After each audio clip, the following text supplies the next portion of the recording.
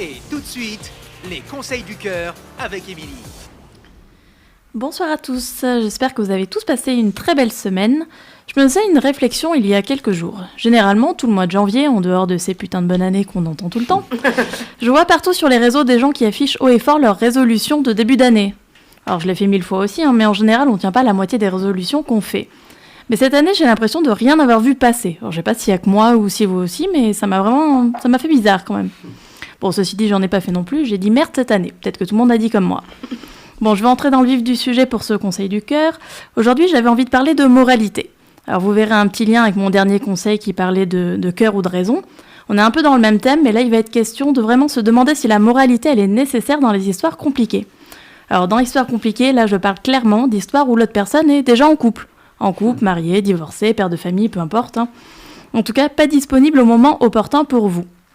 La moralité, comme on l'entend, voudrait qu'on se dise que si l'autre n'est pas dispo, on passe son tour. Ça, c'est la théorie. Dans les faits, c'est toujours plus compliqué.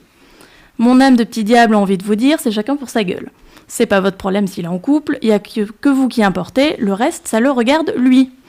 Et il y a le côté, j'ai quand même une petite morale qui me dit, oui, mais c'est moche de faire ça, il faut quand même être honnête et juste, il y a un code féminin, blablabla. Bon, en gros, passe ton tour et laisse les autres dans leur vie heureuse. Ça, c'est juste la théorie. Dans les faits, il y a les sentiments qui s'en mêlent.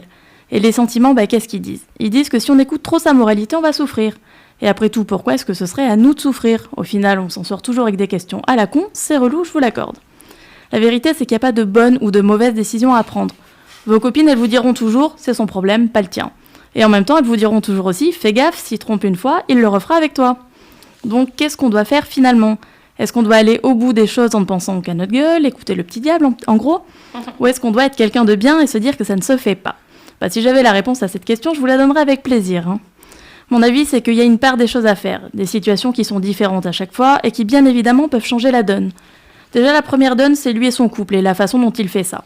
Il y a une grosse différence entre vivre une double vie, sans contenter que vous soyez la seule à subir ça, et que vraiment le choix soit compliqué pour lui. Peut-être qu'il aime toujours sa compagne, mais qu'il a eu un vrai coup de cœur pour vous et qu'il n'arrive pas à trancher. Ça arrive, ça, et c'est sans doute l'une des pires situations. Est-ce qu'on peut vraiment lui reprocher ça ? Non, on est humain, ça pourrait arriver à n'importe qui. Le cœur, il n'est pas nécessairement exclusif, même si on aimerait bien. Alors je pourrais dire c'est vous et votre morale, et c'est, je pense, la chose la plus vraie qu'il y a à dire. Mais parfois, les sentiments, ils dépassent toute morale. Parfois, on souffre parce qu'on veut être trop juste, et ça, c'est pas très juste en fin de compte. Alors la moralité, c'est un bien grand mot, et on est en droit de se demander pourquoi est-ce que nous, on l'aurait, alors que d'autres ne l'ont pas du tout. Et en même temps, si tout le monde pense comme ça, on n'est pas sorti de la merde. Vous voyez, c'est aussi simple que c'est compliqué. Donc ne vous sentez pas seul, en tout cas à vous demander si vous devez avoir cette moralité ou pas. Sachez qu'on se pose tous ou presque tous la question dans ce genre de cas et que personne n'a la bonne réponse. Quelle que soit votre réponse à vous, de toute manière, vous allez sauter dans le vide, les yeux fermés. Et c'est sur ces belles paroles que je vous souhaite une belle semaine. Merci Émilie. Pour lui écrire, c'est sur emily.pantouflexplosive@gmail.com.